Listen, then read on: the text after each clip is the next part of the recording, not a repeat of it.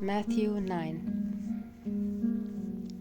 And he entered into a ship and passed over and came into his own city. And behold, they brought to him a man sick of the palsy, laying on a bed. And Jesus, seeing their faith, said unto the sick of the palsy, Son, be of good cheer, thy sins be forgiven thee. And behold, certain of the scribes said within themselves, This man blasphemeth. And Jesus, knowing their thoughts, said, Wherefore think ye evil in your hearts? For whether it is easy to say, Thy sins be forgiven thee, or to say, Arise and walk. But that ye may know that the Son of Man hath power on earth to forgive sins. Then said he to the sick of the palsy, Arise, take up thy bed, and go on to thine house. And he arose and departed to his house. But when the multitude saw it, they marveled and glorified God, which had given such power unto men. And as Jesus passed forth from thence, he saw a man named Matthew sitting at the receipt of custom. And he said unto him, Follow me. And he arose and followed him. And it came to pass, as Jesus sat at meat in the house, behold, many publicans and sinners came and sat down with him and his disciples. And when the Pharisees saw it, they said unto his disciples, Why eateth your master with publicans and sinners? But when Jesus heard that, he said unto them, They that be whole need not a physician, but they that are sick. But go ye and learn what that meaneth. I will have mercy, and not sacrifice, for I am not come to call the righteous, but sinners to repentance. Then came to him the disciples of John, saying, Why do we and the Pharisees fast oft, but thy disciples fast not? And Jesus said unto them, Can the children of the bridechamber mourn, as long as the bridegroom is with them?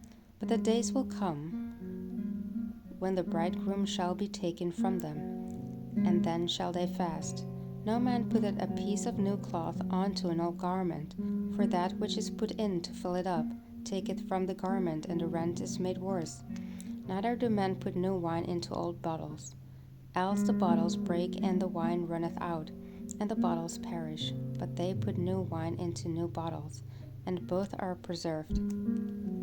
While he spake these things unto them, behold, there came a certain ruler and worshipped him, saying, My daughter is even now dead, but come and lay thy hand upon her, and she shall live. And Jesus arose and followed him, and so did his disciples. And behold, a woman which was diseased with a issue of blood 12 years came behind him, and touched the hem of his garment. For she said within herself, If I may but touch his garment, I shall be whole. But Jesus turned him about, and when he saw her, said, Daughter, be of good comfort, thy faith hath made thee whole.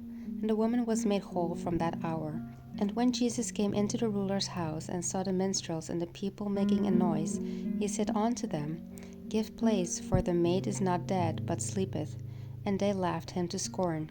But when the people were put forth, he went in, and took her by the hand, and the maid arose. And the fame thereof went abroad into all that land. And when Jesus departed thence, 2 blind men followed him, crying and saying, Thou Son of David, have mercy on us. And when he was come into the house, the blind men came to him. And Jesus saith unto them, Believe ye that I am able to do this? They said unto him, Yea, Lord.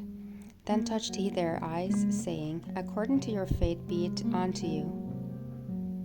And their eyes were opened, and Jesus straightly changed them, saying, See that no man know it.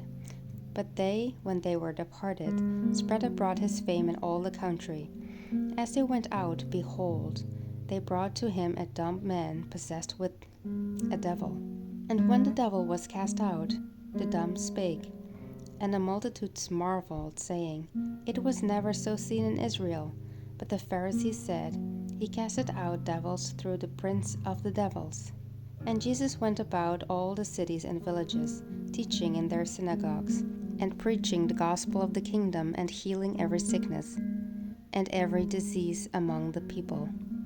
But when he saw the multitudes, he was moved with compassion on them, because they fainted, and were scattered abroad, as sheep having no shepherd. Then said he unto his disciples, The harvest truly is plenteous, but the laborers are few. Pray ye therefore the Lord of the harvest, that he will send forth laborers into his harvest.